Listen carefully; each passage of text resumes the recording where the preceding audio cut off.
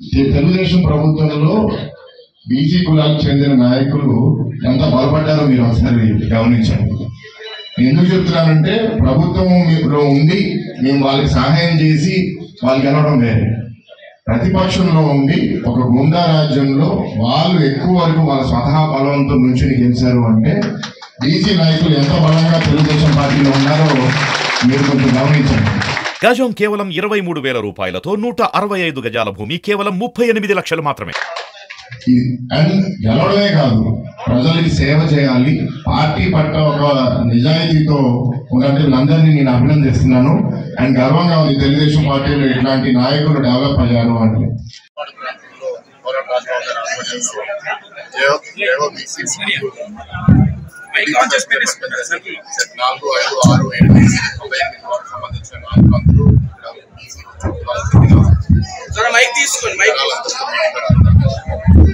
Telugu Desam party నినాదం ఈ programme తో ఎందుకు వచ్చింది అంటే, ప్రత్యేకంగా ఈ ప్రభుత్వ పాలనలో చూసింది వెనుకబడి వాళ్ళు చాలా అన్యాయానికి గురవుతున్నారు.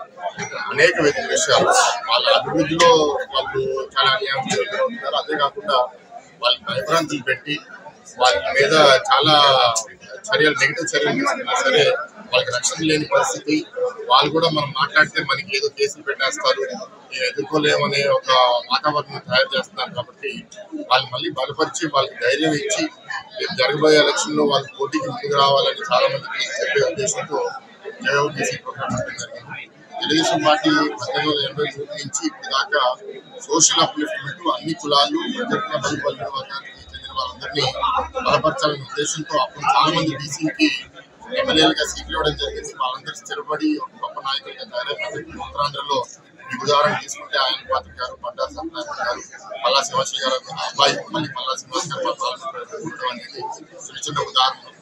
ఇవాళ బీసీలు మళ్ళీ ఎదగాలి, వాళ్ళ పిల్లలు కూడా కళలు కానీ పెద్ద ఉద్యోగాలు తెచ్చుకుని పొలిటీషియన్లు అవ్వాలి, అభివృద్ధి చెందాలి, వాళ్ళలో నాయకత్వం కూడా బలపడాలి. ఎమ్మెల్యేలుగా లేకపోతే కార్పొరేషన్ చైర్మన్ గా వాళ్ళ కులాలకి, వాళ్ళ వర్గాలకి, వాళ్ళ ప్రాంతాలకి వాళ్ళ అభివృద్ధి చెందేటట్టు తెలుగుదేశం పార్టీ పనిచేస్తుంది.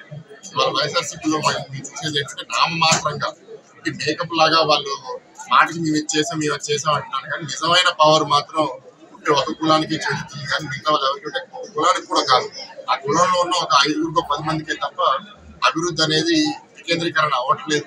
సో ఆ ఉద్దేశంతో ఇప్పుడు తెలుగుదేశం పార్టీ జనాల్ని చైతన్యం చేయడం, రేపు ఎలక్షన్స్ లో గెలిచిన తర్వాత కూడా బీసీలకు ప్రత్యేక రక్షణ చట్టం తీసుకొచ్చి వాళ్ళందరినీ మేము ఎవరైతే పూర్గా ఉన్నారో వాళ్ళందరినీ రిచ్ కి తీసుకెళ్లే P4 మోడల్లో చంద్రబాబు నాయుడు గారు వాళ్ళ జనసేన పొద్దుతో పవన్ కళ్యాణ్ గారి నాయకత్వంలో ముందుకెళ్తున్నామని చెప్పారు. Thank you.